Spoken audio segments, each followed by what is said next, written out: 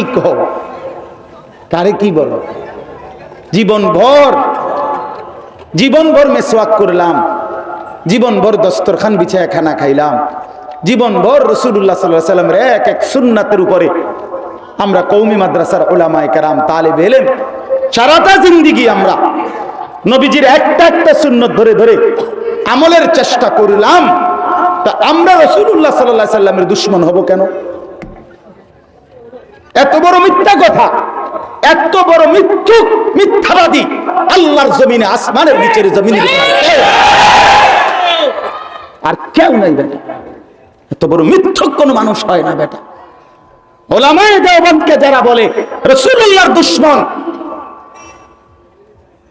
কওমি মাদ্রাসার উলামায়ে কেরামকে যারা বলে নবীজির দুশমন, তোর চাইতে বড় মিথ্যাবাদী এই জমিন আর কেউ নাই।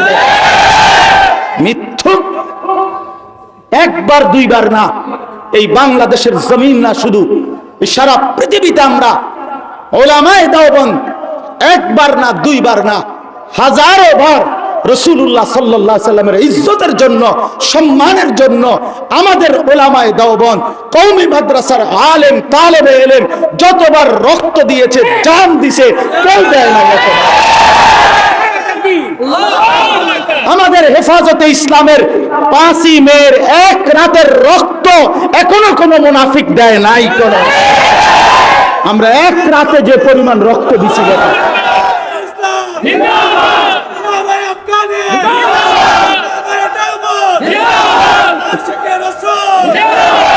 কি খামখেয়ালি কথা নিয়ে আমাদের 5ই মের এক রাতের রক্তের বদলা দিবে কিভাবে?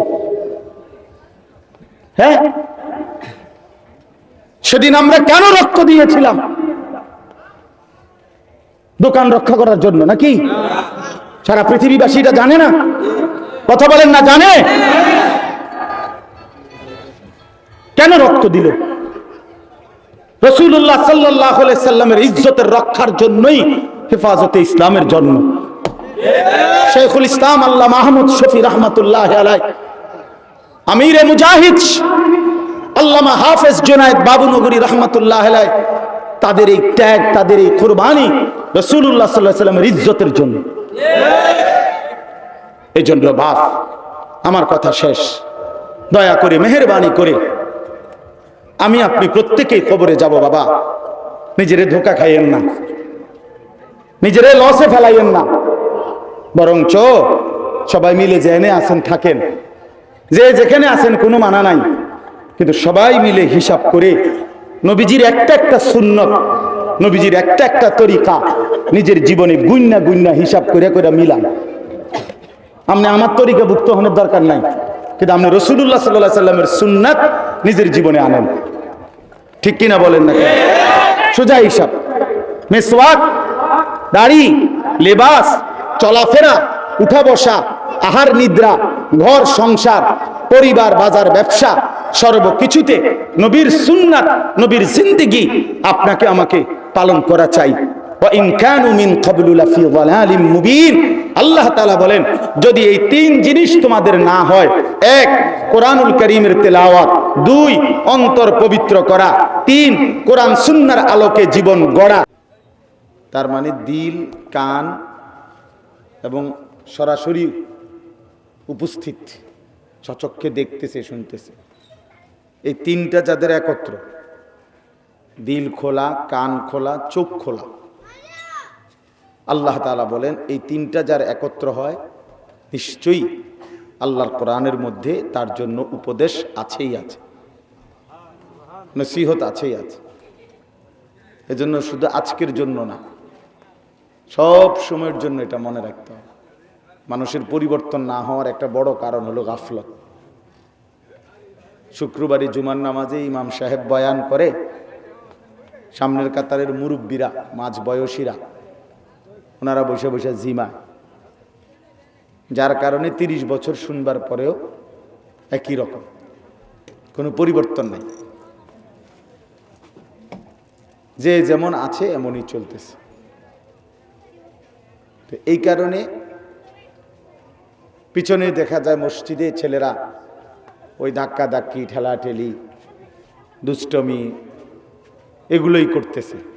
বেচারা ইমাম সাহেব বয়ান করতেছেন, তাদের কোনো সামান্যতম আগ্রহ আন্তরিকতাই নাই, এগুলো অপদার্থই থেকে যায়।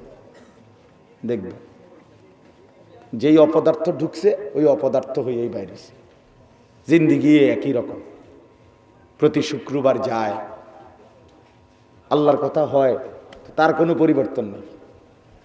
হে লড়েও না সরেও না, কারণ হলো গাফেল। গাফেল। কোরআনুল কারীমের মধ্যে আল্লাহ তাআলা বলছেন, যত লোক জাহান্নামী হবে, সমস্ত জাহান্নামীর একত্রে পরিচয় হলো উলাইকা হুমুল গাফিলুন। আল্লাহ তাআলা বলে সমস্ত জাহান্নামীর সম্মিলিত একত্র একটা পরিচয় হলো তারা সকলেই গাফেল। কেন জাহান্নামী হলো? গাফেল হওয়ার কারণে। কেন হলো বলেন? আল্লাহ বলছে উলাইকা হুমুল গাফিলুন, এরা মূলত গাফেল। কোরআনুল কারীমের মধ্যে আছে আল্লাহ তাআলা বলেন ওয়ালা তুতি' মান আগফালনা কলবাহু আন যিকরিনা। নবীজিকে আল্লাহ বলছে, বন্ধু, যাদের অন্তর আমি আল্লাহর স্মরণ আমার জিকির থেকে গাফেল, আপনি তাদের সঙ্গী হবেন না, তাদের সাথে বসবেনও না, তাদের কথাও শুনবেন না। এ ফালতু মানুষ, যার জবানে 3 ঘন্টায় 6 ঘন্টায় 5 ঘন্টায় আল্লাহর নাম একবার উচ্চারণ হয় না, এটা অপদার্থ মানুষ, ফালতু লোক, এ গাফেল। এ নিজেও বরবাদ, এ তার সঙ্গীকেও বরবাদ করে।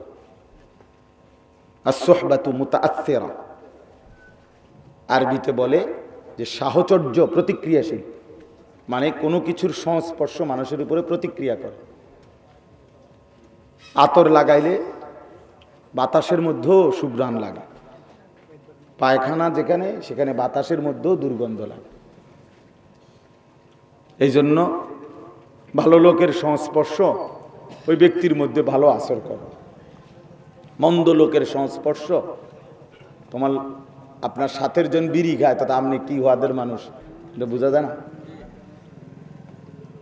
তোমার সাথে যুবক পাশের ছেলে খারাইয়া মতে, তো তুমি তার লগে বন্ধুত্ব, তো তুমি যে কি ঢকের এটা বোঝা যায় না। হ্যাঁ, রাসূলুল্লাহ সাল্লাল্লাহু আলাইহি ওয়াসাল্লাম বলছেন আর রাজুলু আলা দীন খলিলিহি, প্রত্যেক ব্যক্তি তার বন্ধুর মতো করে চলে, নিজেকে চালা। বন্ধুর আদর্শে, বন্ধুর চলাফেরায় সে অনুসারী হয়। ফালিয়ানজুর আহাদুকুম মান ইউখালিল, অতএব তোমরা লক্ষ্য রেখো কাকে বন্ধু বানাচ্ছ, কাকে সঙ্গী বানাচ্ছ। এই যে স্ত্রী, সে একটা সঙ্গী। এক্ষেত্রে ইসলাম দিক নির্দেশনা দিছে যে জানতেন কেউ যেন মুসলমানের বউ না হয়। আল্লাহ তাআলা বলছে, রাসূলুল্লাহ সাল্লাল্লাহু আলাইহি ওয়াসাল্লাম বলছেন ফাজফার বিজাতিদ দ্বীন, বিবাহের ক্ষেত্রে তুমি দ্বীনদারী নারীকে প্রাধান্য দাও। তারিবাত ইয়াদাক, যদি না দাও আল্লাহ যেন তোমার বেইজ্জতি করে। নবীজি বলছে আল্লাহ যেন তোমাকে, ওই বেটা এটা বললাম না ওই সময়, বাংলা বুঝেন নাই?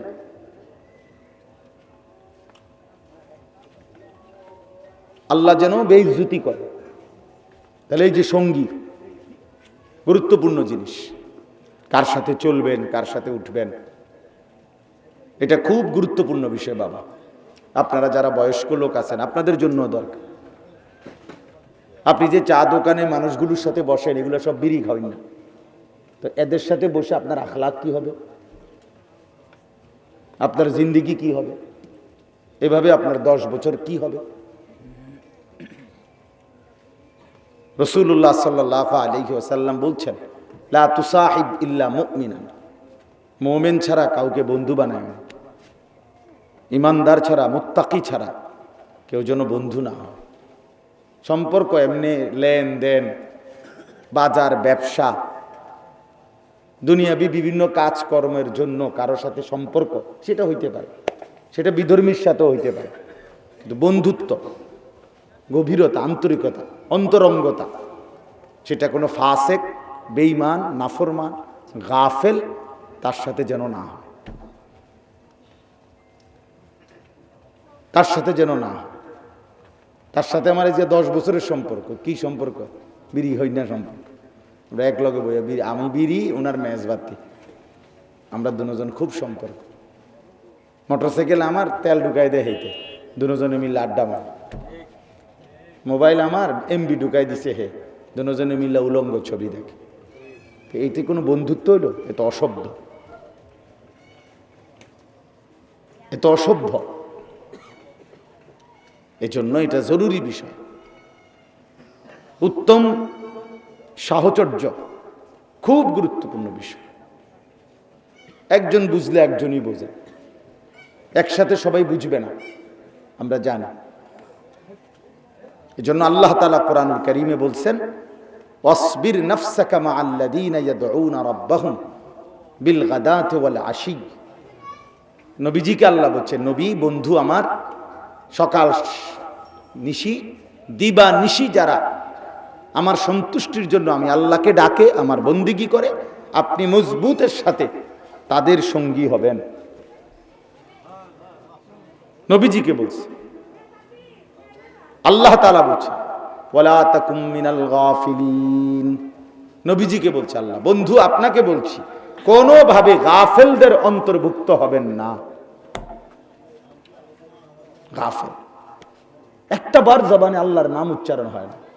365 দিনে, খোদার একটা বছর গেছে গা, কোনো দিন ফজরের নামাজ পড়ে না। এটা কি? এটা মানুষ? এটা মানুষ বলে রে? হ্যাঁ, এটা হাইওয়ান, এটা জানোয়ার,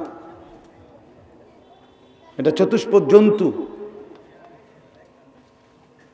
খোদার একটা বছরে যার কোনোদিন মনেও পড়লো না আমি মুসলমানের বাচ্চা, অথচ আমি একটা দিন কোনোদিন ফজরের নামাজ পড়লাম না, আমি জানি না ফজরের ওয়াক্ত কখন। এই মানুষের বাচ্চা হয় কেন? মুসলমানের বাচ্চা তো পরের কথা নিয়ে। এই জন্য গাফেল, গাফলত অনেক বড় অপরাধ। ফালতু মানুষের সাথে চলতে নাই। আজকে অসংখ্য যুবক বরবাদির পিছনে এটা একটা মূল কারণ।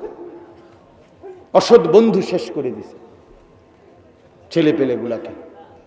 চেহারা, সুরত, চলাফেরা, কথাবার্তা কিচ্ছুর সাথে ধর্মের, ইসলামের, কোরআনের, পূর্বপুরুষের পারিবারিক ঐতিহ্য, ইসলামের ঐতিহ্য, নিজের ধর্মের ঐতিহ্য কিচ্ছুর সাথে কোনো সম্পর্ক নেই। তার বাপে কোনোদিন এমন চুল রাখে নাই এই জঙ্গলি যেই চুল রাখে এখন।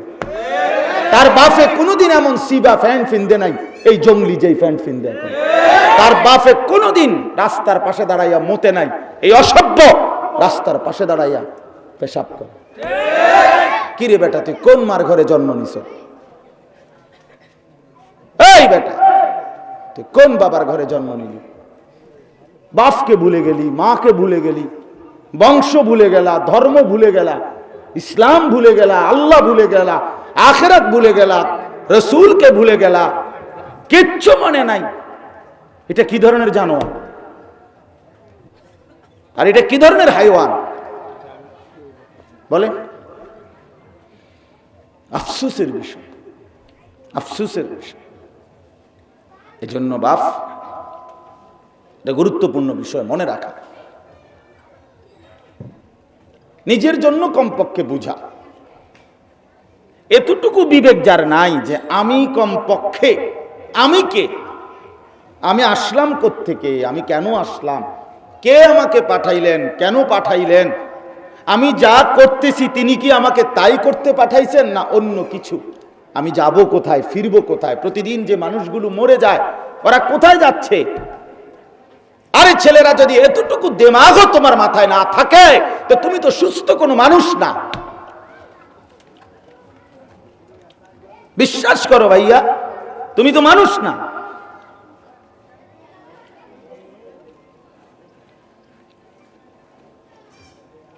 নারী, ছবি, নাচ, গান, মদ, জুয়া, মোবাইল, অশ্লীল ছবি, সারা রাত উলঙ্গ দৃশ্য, এই জিন্দিগি হলো মানুষের জীবন? এটা কোনো মুসলমানের জীবন? ওই মা বাবার জিন্দিগি তো ব্যর্থ, যারা তাদের এই হায়াতটা শেষ করছে এই কাজ। সন্তান বলে মানুষ করছে, হ্যাঁ বড়া 60 বছর হায়াত শেষ, উনি সন্তান মানুষ করছে। এখন কি মানুষ করছে? ছেলেও নামাজ পড়ে না, মেয়েও নামাজ পড়ে না, বউও পর্দা করে না, ছেলের বউও পর্দা করে না, ঘরে সবাই বসে রঙিন টেলিভিশনে নাচ গান দেখে। তো কেমন হলো বাবা? কেমন হবে? বাবার আখেরাত কোথায়? সন্তানের আখেরাত কোথায়? মার আখেরাত কোথায়? মেয়ের আখেরাত কোথায়? ছেলের আখেরাত কোথায়? ছেলের বউয়ের আখেরাত কোথায়? আমরা যদি সবাই মিলে, জওয়ান বুড়ো সবাই যদি এভাবে আখেরাত ভুলে যাই, আল্লাহকে ভুলে যাই, তো ইসলাম কার জন্য? কোরআন কার জন্য বাপ? আমার নবী সাল্লাল্লাহু আলাইহি সাল্লামের 23 বছরের চোখের পানি তাইলে কার জন্য? কার জন্য তিনি তায়েফে এই পরিমাণ পাথর ঝরাইলেন? কার জন্য তিনি পেটে পাথর বাঁধলেন? কার জন্য তিনি দান দান শহীদ করলেন? আজ যদি আমাদের কাছেই আমাদের রসুল পছন্দ না হয়, আমাদের কাছেই আমাদের ইসলাম যদি ভালো না লাগে, আমার ভাইয়া ইনসাফের সাথে বলেন, আমি দেরি করতে পারুম না। আমি আসরের নামাজের সময় রওনা দিছি কুমিল্লা ক্যান্টনমেন্ট থেকে, একের ঠিক বরাবর আসরের সালাম ফিরাইয়া উঠছি গাড়ি, মসজিদ থেকে আর ঘরে ঢুকি নাই। সারাটা রাস্তা একেবারে সেরা বেড়া হইয়া রয়েছে রাস্তা সোজা হিসেবে। একবার আসছি কোম্পানিগঞ্জ পার হইয়া আরো অনেক দূর আসছি, এমন লম্বা জ্যাম, ট্রাক বলে উল্টে গেছে রোডের উপর। আবার কোম্পানিগঞ্জ ফেরত গেছি, ফেরত গিয়ে আবার নবীনগর রোডে ঢুকছি। নবীনগর রোডে একটা নতুন রাস্তা হয়েছে, রাধিকা দিয়া বাইর হয়, এই রোডে আবার আসছি রাধিকা, আইসা আবার সুলতানপুর হইয়া আবার আখাউড়ার রোডে ঢুকছি চান্দুরা দিয়া বাইর হওয়ার জন্য। আবার আখাউড়া আইসা এবারে ওরা বলতেছে হুজুর এদিকে তো যাইতে পারবেন না, চান্দুরার আগে ব্রিজ ভাঙা। এখন কি করব? বললাম যে, বলে যে হুজুর এদিকে একটা রাস্তা আছে কালীর বাজার দিয়া, ভিতরে গ্রামের ভিতরে রাস্তা। একটু গেছি আর হেরা বলতেছে হুজুর এটা গ্রামের রাস্তা, ওরা গ্রামের মানুষ এদিক দিয়ে মানুষ ঢুকতে দেয় না গাড়ি। এখন পরে আইসা কাছাকাছি বললো যে দিনের বেলা ঢুকতে দেয় না। আমি না দেখ তখন তো রাইট, মানে চিকন রাস্তার কারণে মানুষ ট্রাক ট্রুক সব ঢুকলে তো গ্রামের রাস্তাটা ডাইবা যাবে। তারপরে ওই রাস্তা দিয়ে আইসা এই এতক্ষণ লাগায় এখানে আসছে। কি পরিমাণ পেরেশানি লাগছে যে মানে এই অল্প একটু জায়গা, তো 2 ঘন্টার রাস্তা, 4.5 ঘন্টার উপরে লাগছে। তো এই জন্য বাপ আমার অনুরোধের কথা হলো, আমরা প্রত্যেকেই ভাবি আমরা তো আসলে মুসলমান, আমাদের একজন আল্লাহ আছেন, আমাদের একটা ধর্ম আছে, আমাদের একটা কিতাব আছে, আমাদের একজন প্রিয় রসুল আছে সাল্লাল্লাহু আলাইহি ওয়াসাল্লাম। এত কিছু আমাদের শ্রেষ্ঠ, আমাদের আল্লাহ শ্রেষ্ঠ, আমাদের কোরআন শ্রেষ্ঠ, আমাদের নবী শ্রেষ্ঠ, আমাদের ধর্ম শ্রেষ্ঠ, সমস্ত শ্রেষ্ঠত্ব আমাদের কাছে থাকার পরে আমাদের এই অবস্থা কেন? আমরা এভাবে আল্লাহকে ভুলে গেলাম কেন? আমরা রসুলকে ভুলে গেলাম কেন?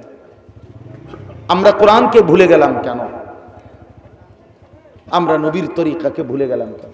তোমরা যারা এখানে বসছো ছেলে পেলে, এখানে যদি তোমরা 100 ছেলে বসে থাকো, তোমাদের চেহারাই বলতেছে কমপক্ষে 80 জন তোমরা কোনো নামাজ পড়ো না। আমি দাঁড় করাই দেই তাহলে। বেনামাজিকে তো চেনা যায় বাবা, বেনামাজির চেহারা থাকে অসভ্যের চেহারা, বেনামাজি বেহায়া, বেনামাজি নির্লজ্জ, বেনামাজি আল্লাহর দুশ্মন, বেনামাজির উপরে আল্লাহর লানত, বেনামাজির উপরে আল্লাহর সমস্ত মাখলুকাতের লানত, খোদার গজব তোর উপরে, আল্লাহর লানত তোর উপরে। এত লানত নিয়া, এত অভিশাপ নিয়ে বেটা জীবনও চেহারা সুন্দর হয় না। জানো না তোমরা কেন নামাজ পড়ল না? তুমি মায়ের পবিত্র দুধ খাও নাই? তুমি আল্লাহ চেনো না? যদি ইসলাম তোমার পছন্দ নাই হয়, আল্লাহকে যদি ভালো নাই লাগে, আল্লাহর বিধান নামাজকে যদি তোমার পছন্দ নাই লাগে, তো চার রাস্তার মাথায় দাঁড়াইয়া বলে দাও যে আমি বেঈমান। তাহলে তো তোমার আর কেউ কিছু বলবে না। তুমি বলে দাও যে গ্রামবাসী শোনেন, আমি মুসলমান না, কিন্তু আমি মুসলমান পরিচয় দিলাম, কাগজে লিখলাম, ভোটার আইডি কার্ডে লিখলাম, জন্ম নিবন্ধন সনদে লিখলাম, সব জায়গায় আমি বলি যে আমি ধর্ম আমার ইসলাম, তো আমি ইসলাম পালন করব না কেন? কথা বলেন না কেন? কারণ আপনি এটা যুক্তিতে আসেন। ইসলাম পছন্দ না হলে এফিডেভিট করেন, অ্যাডভোকেটের সাথে বলে দেন যে আমার ধর্ম বদলাই দেন। বাপ আমার, দুনিয়া কোনো না কোনো ভাবে চলেই যায়, রাত ভোর হয়ে যায়, দিন চলেই যায়। দুনিয়া হাসলেও শেষ হবে, দুনিয়া কাঁদলেও শেষ হবে। সুখের অট্টালিকায় যে থাকে তারও কবরে চলে যেতে হয়, দুঃখের মধ্যে যে পড়ে থাকে সেও একদিন কবরে চলে যায়। দুনিয়ার হাসিটাও ক্ষণস্থায়ী, দুনিয়ার কান্নাটাও ক্ষণস্থায়ী, দুনিয়ার সম্পদটাও ক্ষণস্থায়ী, দুনিয়ার অভাবটাও ক্ষণস্থায়ী। এখানে বাসর রাতও ভোর হয়, এখানে জেলখানার রাতও ভোর হয়ে যায়। এখানে আজকের রাতে যে হসপিটালে তারও ভোর হবে, এখন রাতে যে মদের আড্ডায় তার রাতও কি হয়ে যাবে? ভোর হবে। হবে কি না বলেন? কিন্তু খোদার কসম, আখেরাত, কবর, পরকালের জিন্দেগি শুধু শুরুই হবে, আর কোনো দিন শেষ হবে না।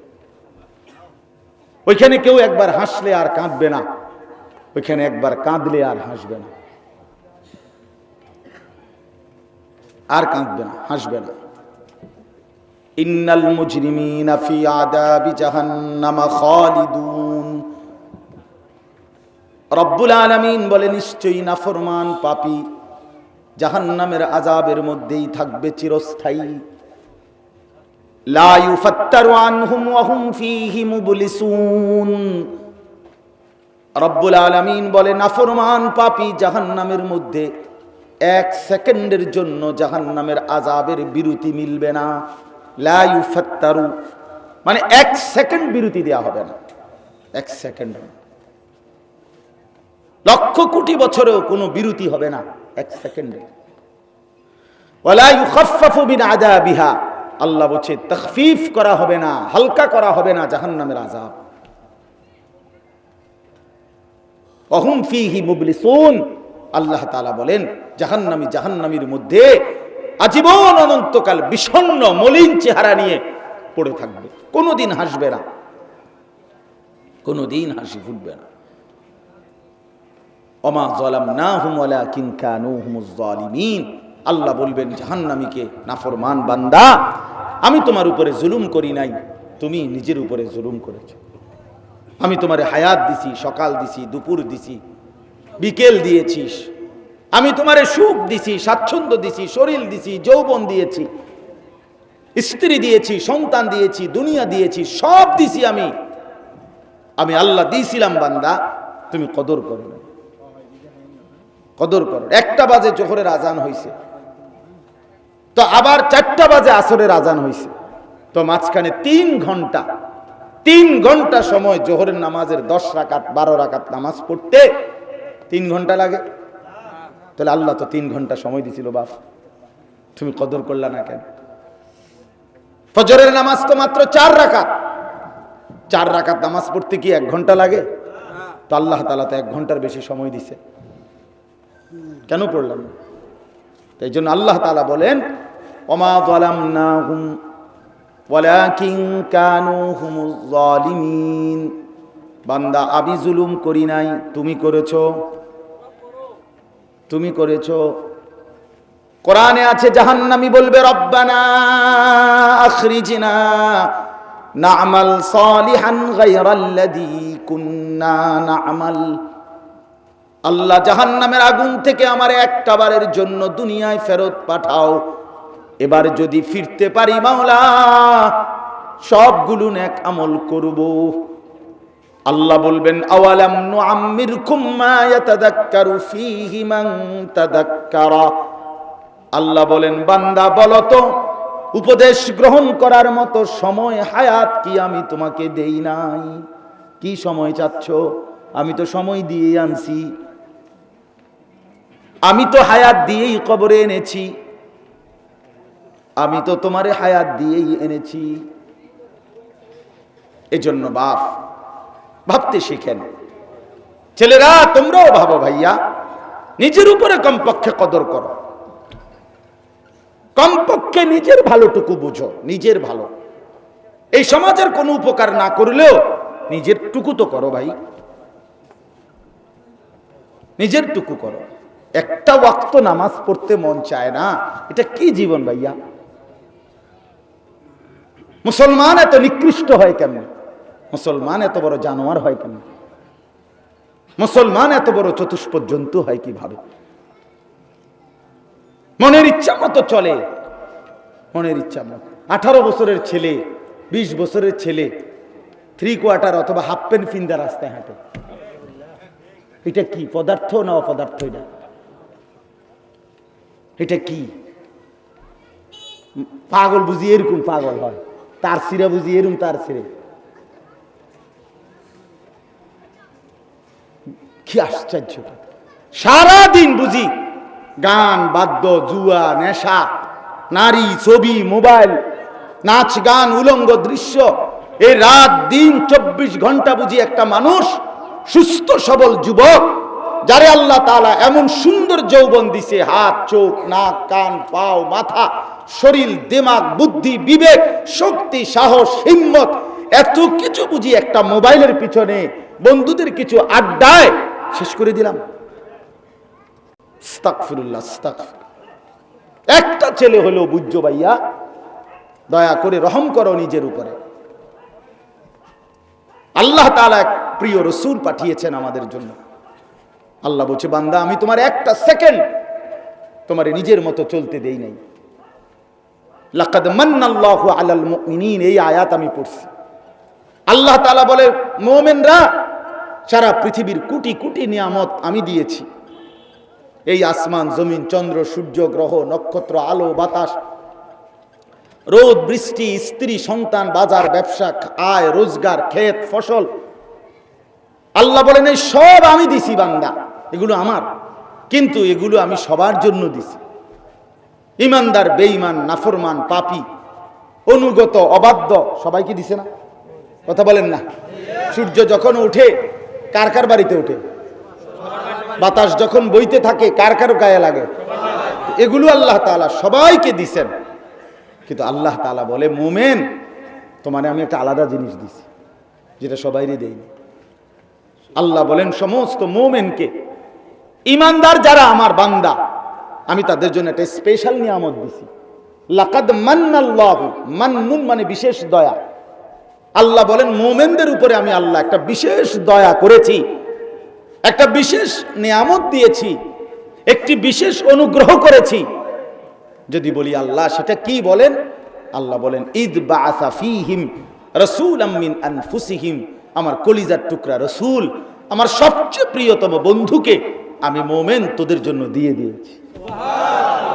রাসূল দিলাম তোমাকে, রাসূল, আখিরি বন্ধুকে দিয়েছি, আমার কলিজার টুকরা দিছি তোমরা। এটাই হলো তোমাদের উপরে আমি আল্লাহর সবচেয়ে বড় দান। আমরা যদি দুনিয়াটা 10-12 পাইতাম, খোদার কসম এতটা দামি না, আমরা রাসূল পেয়েছি। আল্লাহ বলছে, 4টা আয়াত আছে কোরআনে এই কথার উপরে, 4 বার আছে এই কথাটা, যে আল্লাহ তাআলা রাসূলকে পাঠিয়েছেন আমাদের জন্য। আল্লাহ তাআলা যেন বলছেন, বান্দা শোনো, এই আমার এমন বন্ধু, এই আমার এমন প্রিয়, আমার এই বন্ধুকে আমি সবার আগে বানায় রাখছিলাম। আদম থেকে ঈসা, 1.25 লাখ নবী রাসূল, তাদের উম্মত সবাই আমার এই বন্ধুকে নিতে চাইছিল, আমি কাউকে দেই নাই, আমার কাছে আগলায় রাখছি। শেষ পর্যন্ত তোমরা আমার আখেরি বান্দা, তোমাদেরকে দিয়ে দিছি। ইদ বাআসা ফীহিম রাসূলাম মিন আনফুসিহিম, আমি আমার রাসূল তোমাদেরকে দিলাম, তোমাদেরকে দিলাম, অর্থাৎ বান্দা আমি চাইলাম তোমরা মুমিন আমার আখিরি বান্দা, তোমরা আমার সবচেয়ে প্রিয়তম বন্ধুকে নাও, আর তোমরা নিজের মতো 1 ইঞ্চি চলো না, আমার প্রিয় বন্ধুর অনুসরণ করো, তাইলে আমি আল্লাহর ভালোবাসা অচিরেই তোমরা পেয়ে যাবে। ফাত্তাবিউনি ইউহিব্বুকুমুল্লাহ ওয়া ইয়াগফির লাকুম যুনুবাকুম।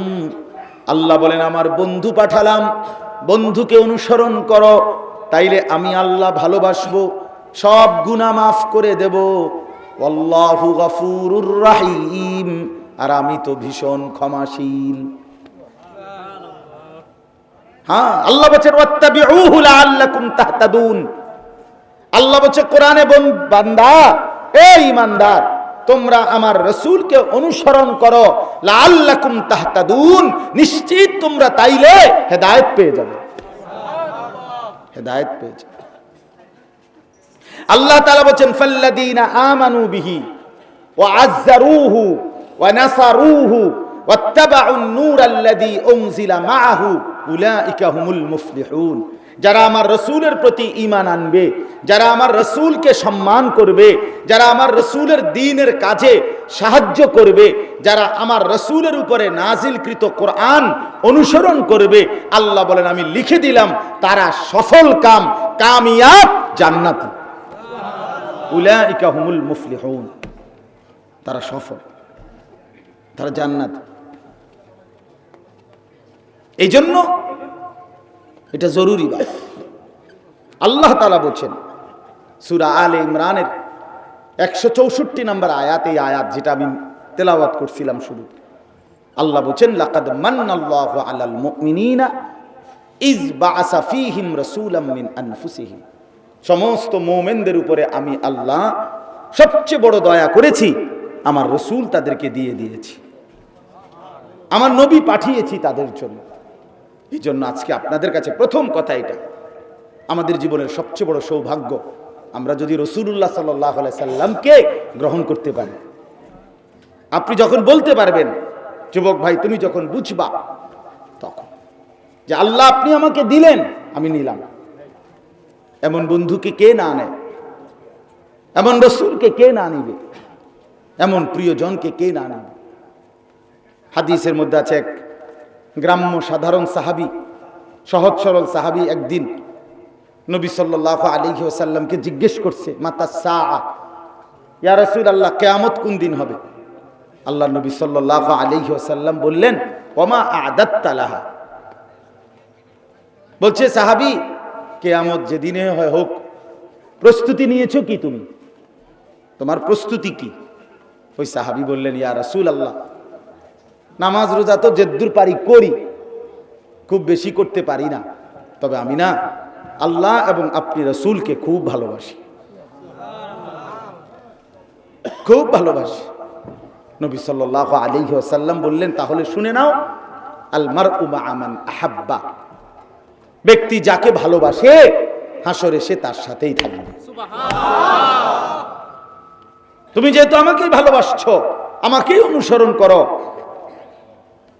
তো কাজে আশা করো যে হাসরে তুমি আমার সাথেই থাকবে।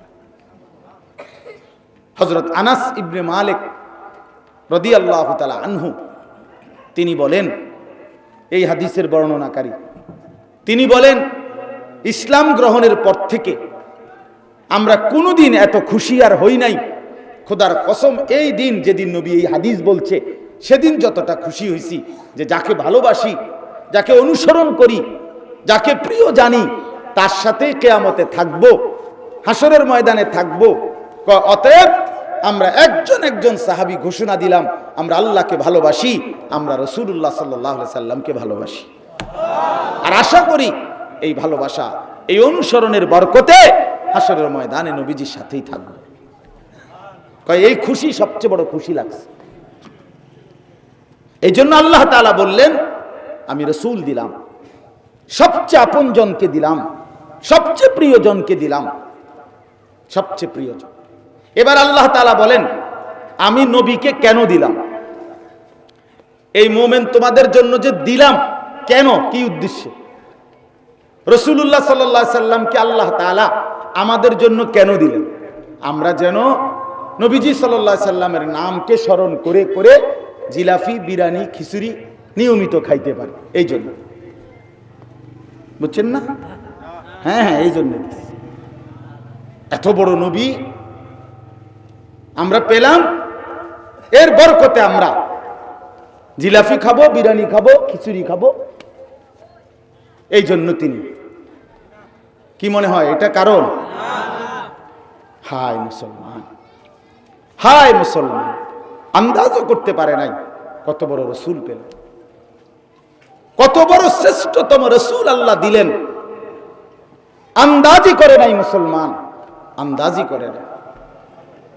একেবারে সামান্য একটা প্রাইভেট কারের মধ্যে কয়টা ফুল লাগাইছে, আর কতগুলো মানুষ মিল্লা কয়টা মিছিল দিছে, স্লোগান দিছে। এত বড় শ্রেষ্ঠতম নবীর হক আদায় হয়ে গেছে। চিন্তা করছেন ইনসাফ কি? এত বড় শ্রেষ্ঠতম রাসূলের হক আদায় হয়ে গেল। এই একটা গাড়ির মধ্যে ফুল লাগাইলে, আর কিছু ডাকঢোল বাজাইলে, আর কিছু প্লে কার্ড বানাইলে, আর কিছু স্লোগান দিলে নবী সাল্লাল্লাহু আলাইহি সাল্লামের 23 বছরের হক আদায় হয়ে গেছে না? আমার রসুলের পেটে পাথর বাঁধার কষ্টের হক আদায় হয়ে গেছে।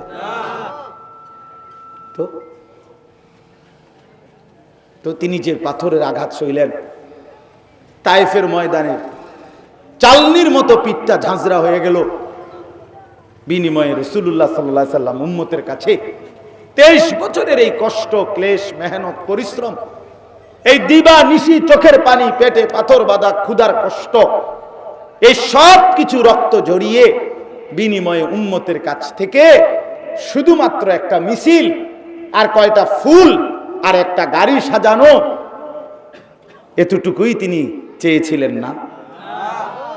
এই হক। আল্লাহ আমাদেরকে বুঝ দান করে, আল্লাহ আমাদেরকে বুঝ দান করে। এজন্য আল্লাহ তাআলা বলছেন, 4টা আয়াত এরকম, এই আয়াতটার মতো আল্লাহ তাআলা বলছে, 4 জায়গাতেই বলছে আল্লাহ কোরআনে, রাসূল সাল্লাল্লাহু আলাইহি সাল্লামকে আমি কেন পাঠালাম।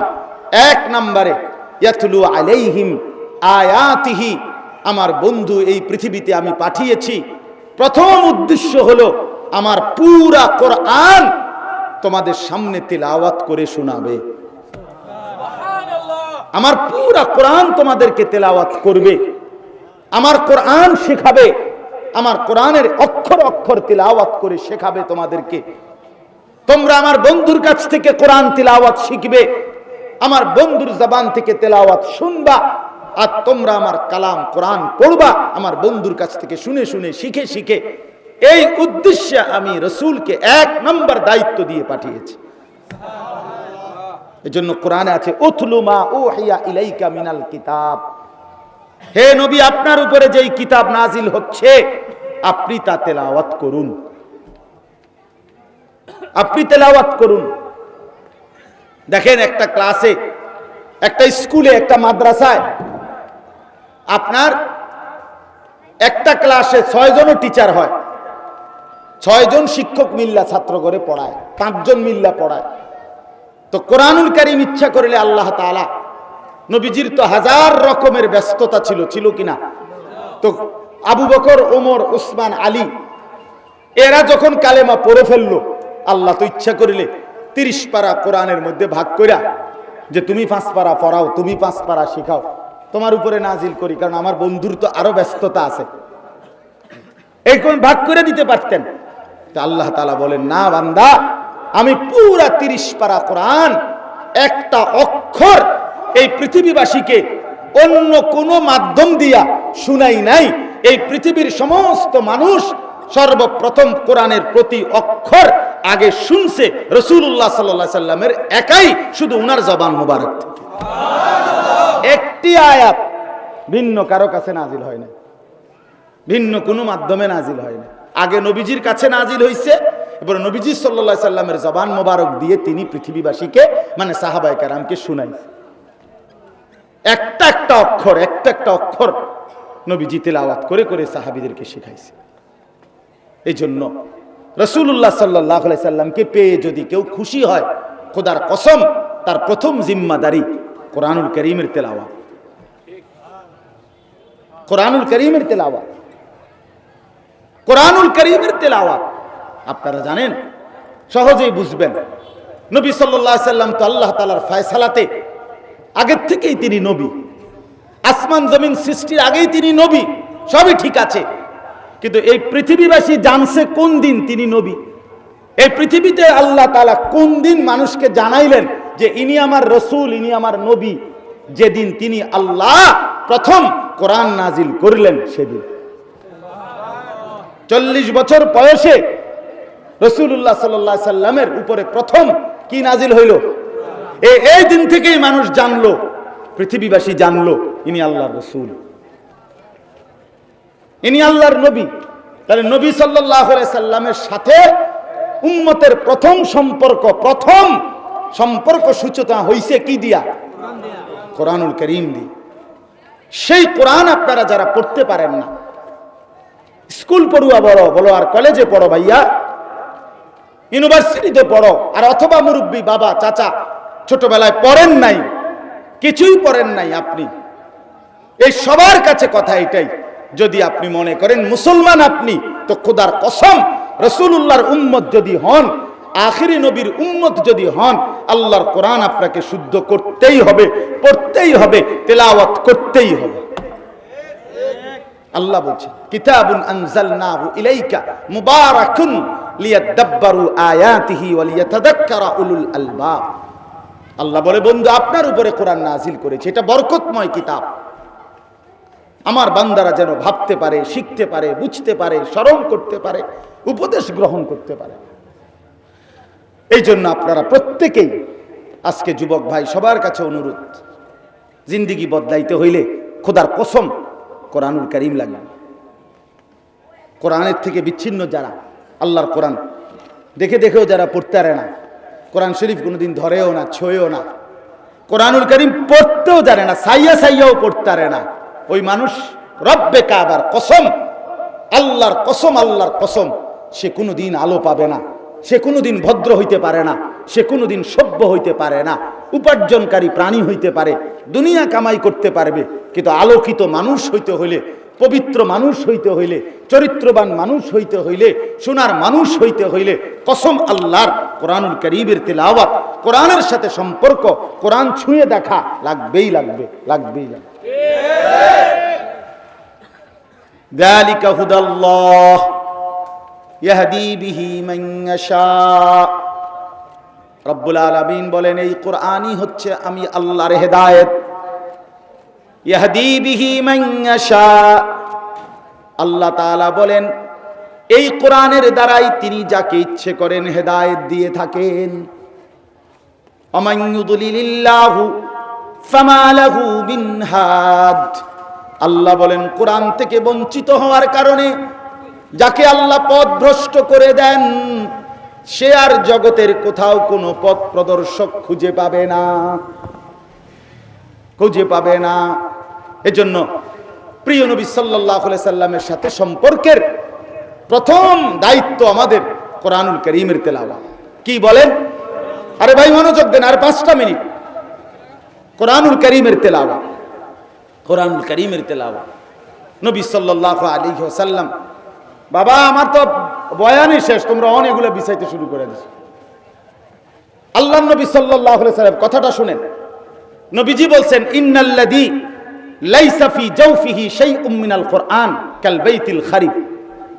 নবীজি বলছেন, উম্মত শোনো, যার দিলের মধ্যে, যার কলিজার ভিতরে আল্লাহর কোরআন নাই, খোদার কসম নবী বলছে ওইটা হলো কাল বাইতিল খারিব, আলগা ঘর, সারা বাড়ি, বিরান ঘর। ওই যে ঘরের মধ্যে মানুষ থাকে না, কুকুর থাকে, বিড়াল থাকে, সাপ থাকে, বিচ্ছু থাকে, কেচ্চা থাকে, ইন্দুর থাকে, ওই ঘরের সারা বাড়ি কর। আপনারা কি কন? সারা বাড়ি, আলগা ঘর, মানে এটা মানুষ থাকে না এখন আর। এই কসম আল্লাহর নবী বলছে, যেই দিলে আল্লাহর কোরআন নাই, যে মানুষটা আল্লাহর কোরআন পড়তে পারে না, যার কলিজার ভিতরে কোরআন নাই, রাসূল সাল্লাল্লাহু আলাইহি সাল্লাম বলছে ওই ঘরে, ওই কলিজায়, ওই দিলে মানুষ থাকে না, সাপ বিচ্ছু থাকে। ওটা সারা বাড়ি, ওটা আলগা ঘর। এই জন্য সবাই মিলেও ফিকির করেন, আল্লাহর কোরআন শিখেন, তাহলে নবী সাল্লাল্লাহু আলাইহি সাল্লামের হক আদায় হবে। 2 নাম্বার, ওয়াইজাক্কিহিম, আল্লাহ তাআলা বলেন আমি কেন নবী পাঠালাম? আল্লাহ তাআলা বলে দ্বিতীয় উদ্দেশ্য হলো তিনি আমার বন্ধু সমস্ত মানুষের অন্তর থেকে মন্দ স্বভাব দূর করে উত্তম স্বভাব দ্বারা সাজিয়ে দেবেন। মন্দ স্বভাবগুলো দূর করে উত্তম স্বভাব দ্বারা তাজকিয়া দিল সাজাবেন। এজন্য আমি আল্লাহ এমন প্রিয় রাসূলকে পাঠিয়েছি।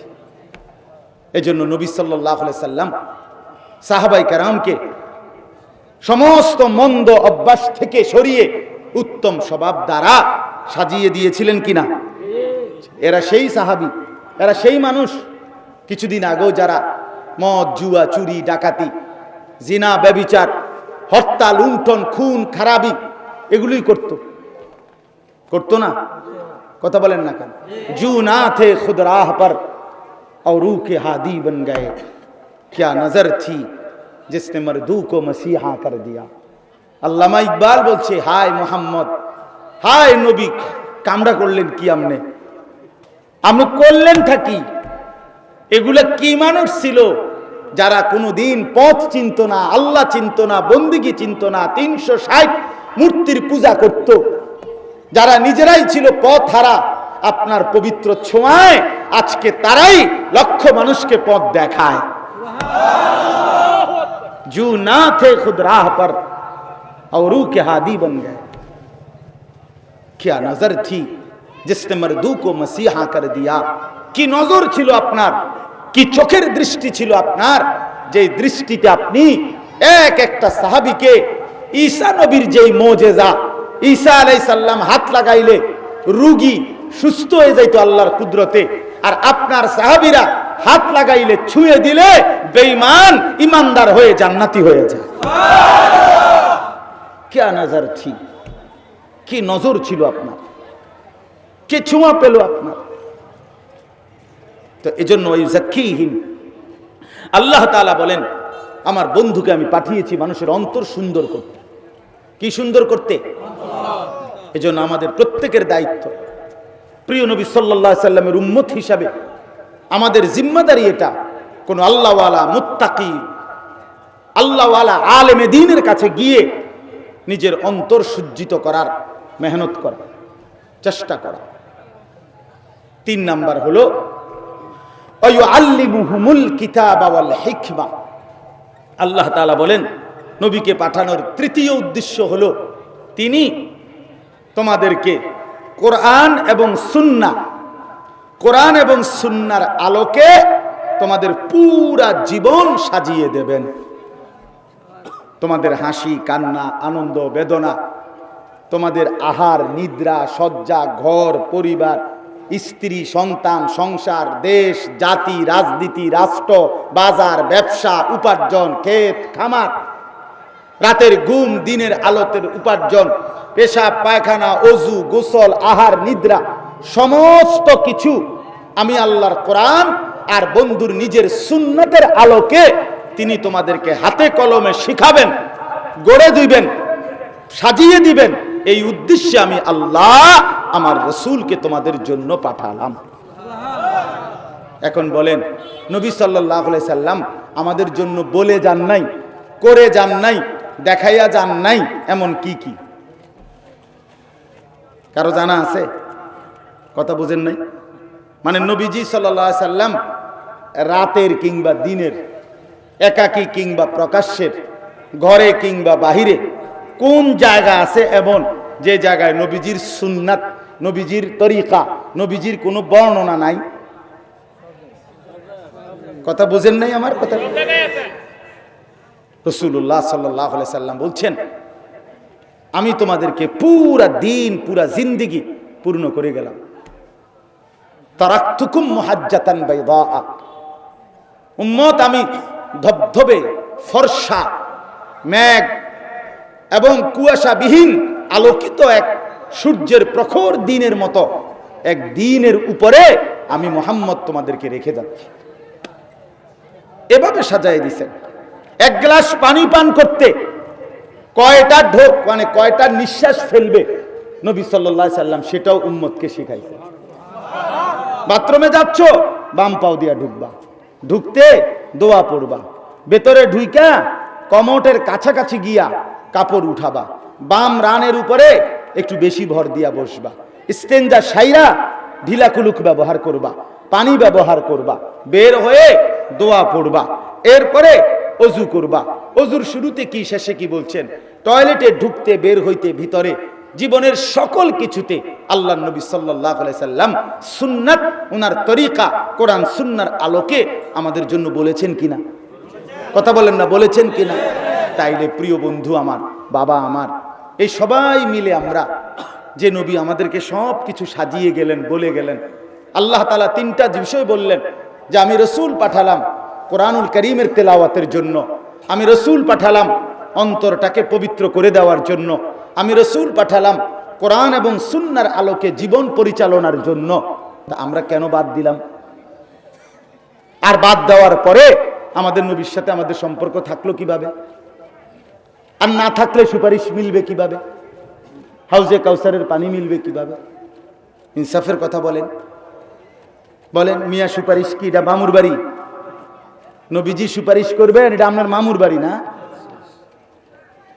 বলেন।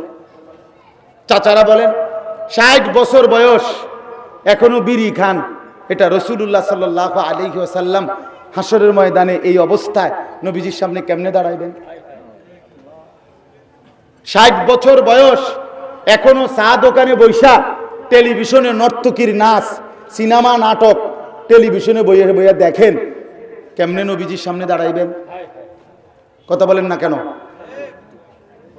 এখনো 60 বছর বয়স এখনো আক করলে গাল দেয়, এরকম কিছু মানুষের, বুড়া মানুষ আছে না, মানে গালি ছাড়া এই বুড়ার মুখে কোনো কথা বাইর হয় না। এটি কেমন বুড়া? এবারটা কেমনে দাঁড়াইবে? কিও এই বিড়ির গন্ধওয়ালা মুখ নিয়ে নবীর সামনে দাঁড়াবে কিভাবে? আর এবারও যখন কয় নবীরে ভালোবাসে, আমরা না হাসি আসে, একেবারে মোটাছে গইরাই কান্দে ফ্যাঁকের মধ্যে, মানে কাদার মধ্যে গইরাই, যে এবারে বলে ভালোবাসে নবীরে, আমরা হইলাম নবীর দুশ্মন। বিড়ি খাই না বেড হইতে যখন বলে আমরা হইলাম নবীর দুশ্মন, আমরা ওয়াহাবি, আমরা নবীরে ভালোবাসি না, বেডা কথা যে কও কি, ঘুমে তুই উঠতে কও না ঘুম না যাইয়া কও, কিতা আসলে কিতা, আসলে কিতা, কারে কি কও, কারে কি বলো? জীবনভর মেসওয়াক করলাম, জীবনভর দস্তরখান বিছায় খানা খাইলাম, জীবনভর রাসূলুল্লাহ সাল্লাল্লাহু আলাইহি ওয়াসাল্লামের এক এক সুন্নাতের উপরে আমরা কওমি মাদ্রাসার উলামায়ে কেরাম, তালেবে ইলম, সারাটা জিন্দেগি আমরা নবীজির একটা একটা সুন্নত ধরে ধরে আমলের চেষ্টা করলাম, তা আমরা রাসূলুল্লাহ সাল্লাল্লাহু আলাইহি ওয়াসাল্লামের দুশমন হব কেন? এত বড় মিথ্যা কথা, এত বড় মিথ্যুক, মিথ্যাবাদী আল্লাহর জমিনে, আসমানের নিচের জমিনে আর কেউ নাই বেটা। এত বড় মিথ্যুক কোন মানুষ হয় না বেটা। উলামায়ে দেওবন্দকে যারা বলে রাসূলুল্লাহর দুশমন, কওমি মাদ্রাসার উলামায়ে কেরামকে যারা বলে নবীজির দুশমন, তোর চাইতে বড় মিথ্যাবাদী এই জমিন আর কেউ নাই বেটা। মিথ্যুক একবার দুইবার না, এই বাংলাদেশের জমিন না, শুধু সারা পৃথিবীতে আমরা উলামায়ে দেওবন্দ একবার না, দুইবার না, হাজারো বার রাসূলুল্লাহ সাল্লাল্লাহু আলাইহি সাল্লামের ইজ্জতের জন্য, সম্মানের জন্য আমাদের উলামায়ে দেওবন্দ, কওমি মাদ্রাসার আলেম, তালেবে ইলম যতবার রক্ত দিয়েছে, জান দিয়েছে, কেউ দেয় না এতবার। আমাদের হেফাজতে ইসলামের 5ই মের এক রাতের রক্ত এখনো কোনো মুনাফিক দেয় নাই। কোন আমরা এক রাতে যে পরিমাণ রক্ত দিছি,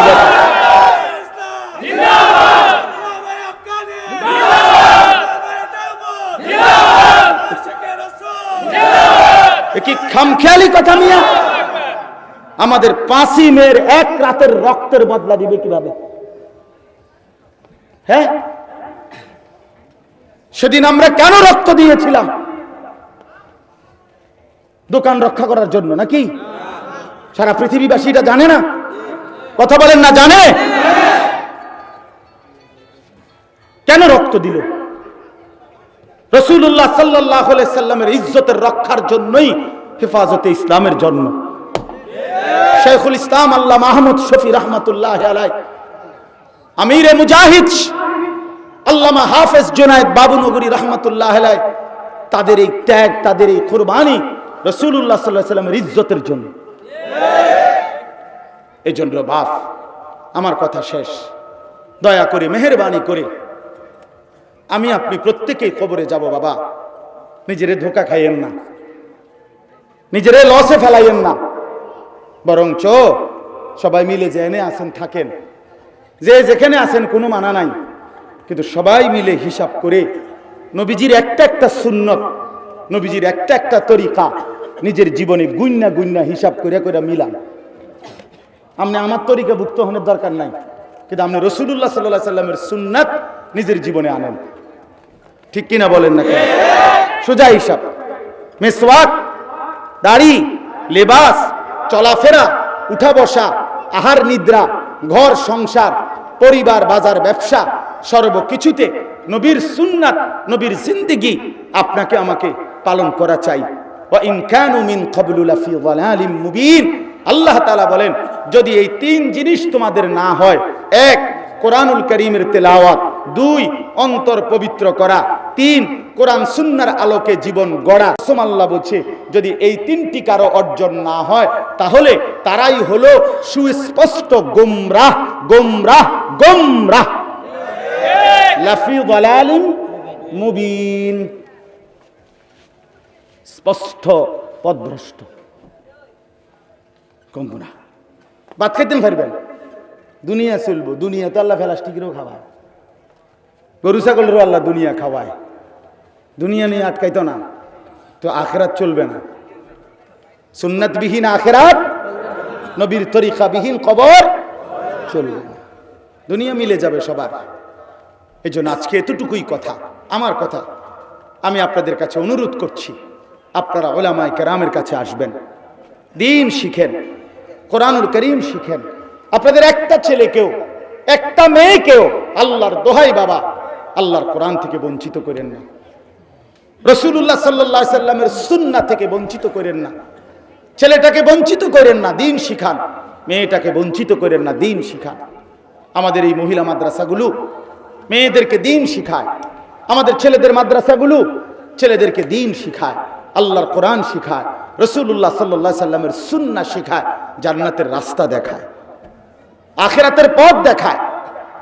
এজন্য দয়া করে প্রত্যেকে আমরা আজকের দিনে এতটুকুই কথা আমরা চেষ্টা করব ইনশাআল্লাহ, রাসূলুল্লাহ সাল্লাল্লাহু আলাইহি ওয়াসাল্লামের সুন্নাতের মাধ্যমে, অনুসরণের মাধ্যমে নবীর ভালোবাসা প্রমাণ করতে। ঠিক আছে ইনশাআল্লাহ? যুবক ভাই, তোমাদের কাছে আমার অনুরোধ, ভাই 5 ওয়াক্ত নামাজ পড়ো ভাইয়া, তোমার উপরে তুমি কদর করো, হাফ প্যান্ট ফিন্দো না, চুল মুসলমানের মতো স্বাভাবিক চারদিকে সমান কইরা বাবা চুল রাখো, গান বাদ্য, নাচ গান, মোবাইল, অশ্লীল ছবি, নারীর পিছনে ঘোরাগাড়ি, মদ, জুয়া, নেশা, আল্লাহর দোহাই বাপ ফিরে আসো, এগুলো ছেড়ে দাও। এই জীবন সুখ আসবে না। কেউ ইজ্জত করে না কোনো পাপীকে, কোনো নাফরমানকে, কোনো মদখোর, গাঁজাখোর, ফুট্টাখোর, বাবাখোরকে কেউ সম্মান করে না।